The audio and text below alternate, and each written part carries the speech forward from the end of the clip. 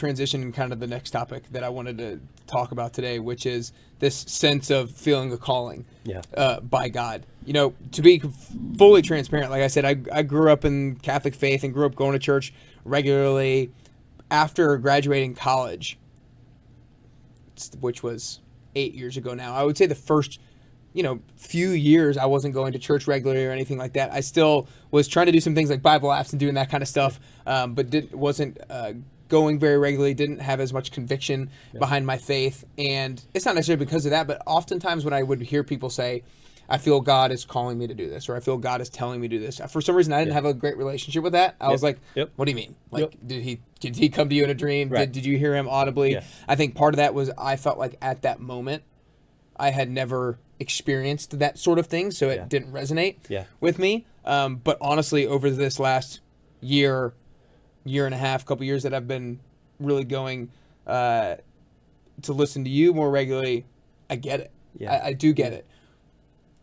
But I think it's a tough thing to decipher as to whether this instinct, this feeling is a calling from God, or is this like a human motivation? Am I saying that we should go to Nashville because it's a beautiful place and we've got a lot of family around, or am I saying like, yes, Nashville's a good decision because God is calling me there? Yeah. So talk to us just a little bit about how you kind of like think about some of your thoughts, your feelings, and deciphering, is this God? Is this human motivation? Is it both? How do you navigate that? If I knew the key to that, I would probably not be here right now, because I'd be at my lake house, because I would write a book about it and make a ton of money. Yeah. But I think it's a great question, and I don't know what the listenership of your podcast is and where they're at in their spiritual journey. And probably I've already done this in the podcast. It's really easy to take like churchy language and just use it like everyone understands what that is. And I want to be really careful not to do that in this moment. I believe God has a calling on everybody's life. And I believe that calling is to himself. I don't think it's people in the church some people in the church love to put God into this box of, and you were made for something specific that he is going to reveal to you, and it's going to be your best life when you figure out what God has called you to, and like all sunshine and roses. I don't think that's most people's experience. I think God has called everyone to something, and it is to himself. And I think sometimes he calls us to other things and reveals that to us. And I think sometimes he says, here are the options in front of you. You're good to go where your heart wants to go. Now, we could take a long time to parse that out. I'm a lot more comfortable, Nick, saying that God called me to something. I'm a lot more comfortable saying God called me to Nashville in hindsight than I was 3 years ago when we were exploring whether this was where we were going to end up.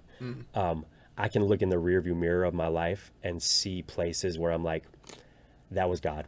And so it's easier for me to say in hindsight, God called me here.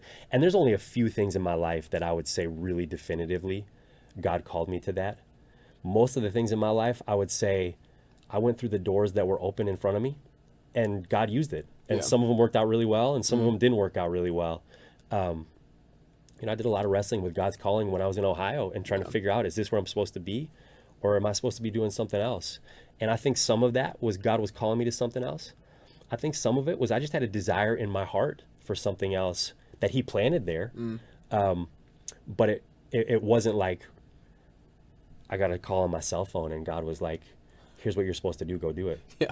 Yeah. Does that make sense? Yeah, for sure. Yeah. I think like you, I feel like I'm a lot more comfortable saying God called me to do certain things now, both because I feel like I've grown stronger in my faith and more convicted in my faith, but also in hindsight of things of like, wow, like for sure.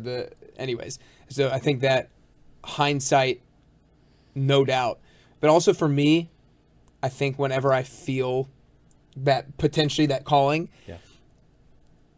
I almost have to wait to see if it continues to come up. Like if it's just a one-time thing or a couple-time thing or lasts for a couple weeks, like that's not maybe it. It might need to be something that's reoccurring, something that's strong, and then you also have to kind of like weigh what is your intent behind it. I totally agree. I get very skeptical when people tell me at the front end of something, God told me to do this. He might have. Yeah. But But in my experience, at least, I have found there needs to be a period of open-handed, God, I think this is from you, and I'm gonna start moving in this direction. And if it's not from you, then shut the doors and make sure that then I'm gonna see that it's not from you. And if it is from you, then I'm gonna walk through those doors and continue to kind of make the next decision.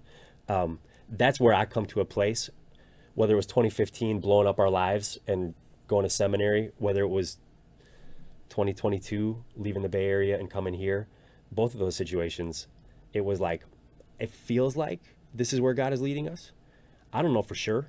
And I'm just going to start moving in that direction, and we'll see whether he confirms it or whether he shuts the doors and doesn't allow it to happen. So I feel much more comfortable in my own life saying definitively that God called me to something when I can look back and see, and time does not permit me to share all the things that God has done in the last few years that I would be like, this feels like he is confirming that this is where he wanted me to be for this season. Yeah, no doubt.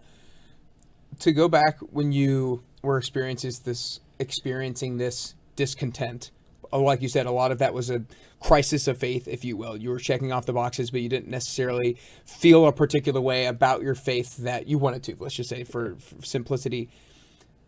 I feel similarly.